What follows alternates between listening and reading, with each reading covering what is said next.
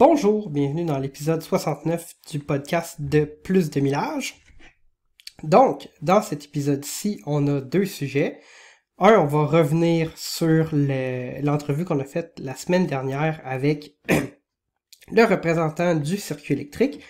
Puis, dans un deuxième temps, on va parler du bilan routier au Québec. Là, j'avais fait un épisode l'année passée sur ce sujet-là avec Alexandre, puis on revient sur le sujet cette année, fait que le bilan routier de 2021, mais avant, on va annoncer le gagnant de notre concours pour le crédit de 50$ du circuit électrique. Donc, c'est Yotib qui nous a dit qu'il voulait parcourir les routes du Québec avec sa Ioniq 5 cet été qui a gagné. Donc, on est déjà entré en contact avec lui.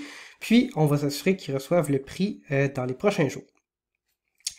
Donc, on va revenir un peu sur l'entrevue qu'on a faite avec Jonathan Côté du circuit électrique, puis en fait, on a discuté avec lui de l'avenir du circuit électrique. Je pense que l'élément qui est ressorti le plus de ça, c'est que le circuit électrique a des plans de mettre en place plus de bornes, en fait, à 180 kW, mais pas plus, mais de mettre des bornes à 180 kW, qui sont pas en ce moment déployées sur le réseau, pour en fait avoir plus de bornes avec un niveau de charge le plus rapide. Ce qu'on comprenait aussi, c'est que le circuit électrique, sa mission, c'est pas nécessairement d'offrir les bornes de recharge les plus rapides puis d'aller vers les 350 kW en masse dès maintenant. Je pense que ce qu'ils veulent, c'est mettre en place des bornes qui répondent aux besoins d'une majorité de leurs utilisateurs, puis pas en fait bâtir le réseau en fonction de ce que eux estiment être l'utilisation d'un nombre restreint d'utilisateurs.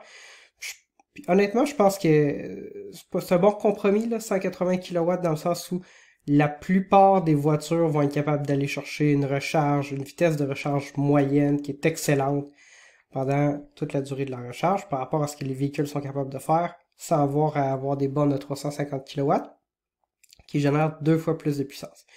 Donc en fait, que ce soit le Cadillac Lyriq, là, en fait, beaucoup de véhicules sur la plateforme Ultium de GM qui s'en viennent qui vont charger à 190. On va être près de là. Bon, évidemment, Ioniq 5, un Kia V6, on ne pourra pas aller chercher le 230 kW, mais de toute façon, ça descend par la suite, puis la vitesse de recharge moyenne va quand même demeurer excellente. Puis il y a beaucoup de véhicules populaires, par exemple comme le Volkswagen ID4, qui de toute façon recharge à un maximum de 135 kW. Donc je pense que pour beaucoup de véhicules, ça va être excellent. Il y en a quelques-uns qui ne pourront pas profiter de la performance maximale que leur véhicule peut aller chercher. C'est dommage. Évidemment, il y a des voitures comme le BZ4X All-Wheel Drive qui, de toute façon, peuvent aller chercher leur performance maximale sur les bornes 100 kW qu'on a déjà. Fait que je trouvais ça quand même intéressant. J'étais curieux pour les bornes 24 kW qui vont être installées dans des endroits comme les cinémas. Je pense que c'est intéressant, peut-être surtout pour les gens qui n'ont pas nécessairement une borne de recharge niveau 2 à la maison. Puis c'est certain que j'essaie de me mettre dans la peau là, de quelqu'un qui a cette situation-là, puis effectivement, je pense que ça peut faire du sens là, s'il y a un certain nombre d'activités auxquelles on fait de temps en temps, où on peut en profiter pour faire une recharge complète, sans nécessairement occuper une borne de recharge rapide de 50 ou 100 kW pendant ce temps-là. C'est intéressant. Puis je suis certain en fait que les commerces qui vont avoir l'opportunité de faire installer ces bornes-là dans leur stationnement vont être contents parce que ça va probablement générer en fait de l'achalandage là, dans leur commerce. Si on a besoin de charger la voiture puis qu'on peut en profiter pour aller écouter un petit film au cinéma, c'est quand même intéressant, ou aller au restaurant, peu importe. Donc, ça fait un peu le tour. Fait que c'est ça. Je pense que les bornes à 180 kW, c'est un bon compromis. Évidemment, il y a d'autres réseaux privés qui vont continuer d'offrir des bornes à 350 kW. On sait que c'est le cas avec Petro-Canada, Electrify Canada, par exemple. Puis, en fait, ce qu'on veut, c'est voir plus de bornes de recharge, plus rapides, peu importe. Donc, tout ça, c'est quand même assez positif. Évidemment, je vais faire un petit crochet vers le coût de l'essence, là. L'essence est à 2,15$ dans certaines régions ces temps-ci. J'ai mis de l'essence à 2,5$ cette semaine. C'est la première fois dans ma vie que dans un véhicule qui m'appartient, je mets 100$ d'essence. C'est pas un petit choc parce que je m'y attendais, évidemment, je le savais, mais je pense que ça va probablement favoriser la réflexion puis forcer la transition chez un bon nombre de gens si la disponibilité des véhicules est là dans le futur. Donc, ça fait le tour pour le premier sujet, puis évidemment, Tout le monde va être incité à passer à l'électrique avec les prix de l'essence actuels. Chaque fois que je vois des camionnettes surélevées avec des pneus surdimensionnés dans la rue qui font probablement du 20 litres au 100, sinon plus, ça me met tout le temps un petit sourire là, je me dis, le gars qui a un pick-up diesel qui fait 30 litres au 100, qui paye 2,60 le litre de diesel en ce moment, doit probablement capoter sa vie. Mais ça nous amène à notre autre sujet qui est complètement différent, le bilan routier. Fait que j'aime ça chaque année faire une petite révision du bilan routier, puis aller essayer de pas sortir des chiffres dramatiques ou des choses comme ça, puis faire du sensationnalisme en allant regarder une page des faits saillants du bilan, mais de vraiment regarder le bilan complet.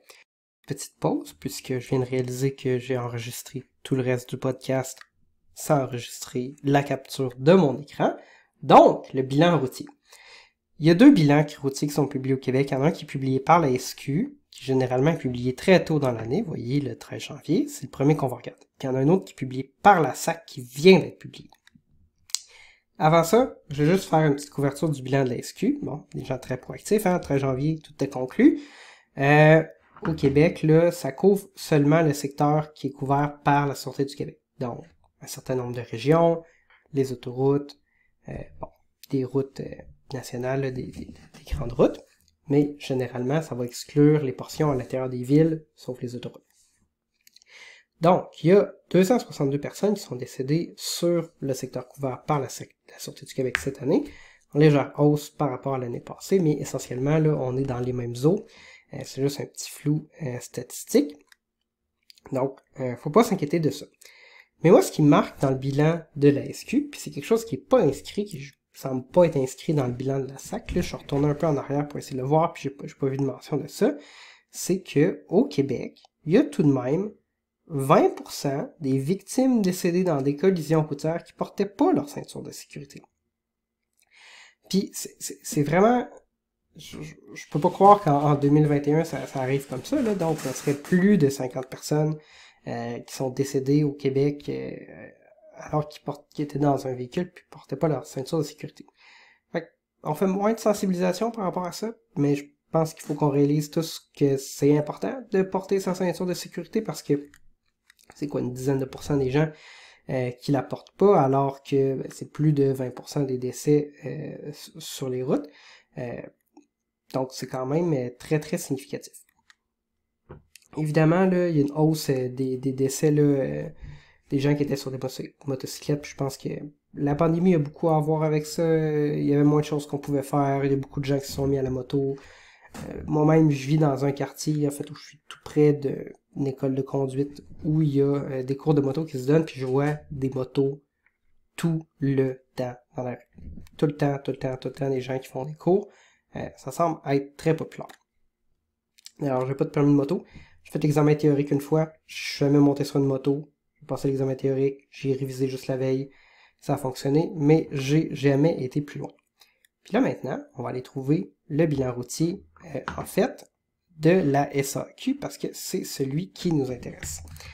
Donc, comment on trouve ça, le bilan routier? Parce que, évidemment, c'est facile. Tous les journaux, généralement publient des articles sur le bilan routier, mais mettons que ça vous intéresse vraiment de voir qu'est-ce qui est écrit dans le bilan routier, comment qu'on tape ça, ben en fait, ça sera pas trop compliqué. On va juste écrire ici routier SAQ 2021. Bilan routier. Fait que là, il y a un bilan partiel qui est publié de temps en temps, puis il y a le bilan routier de la SAC. On voit que c'était pas mis à jour dans Google. Puis, on a les faits saillants. Si vous voulez juste voir les beaux tableaux, puis un résumé des statistiques, ou on a le bilan routier et annexe. Donc, on va aller là-dedans, parce que c'est ça qui nous intéresse.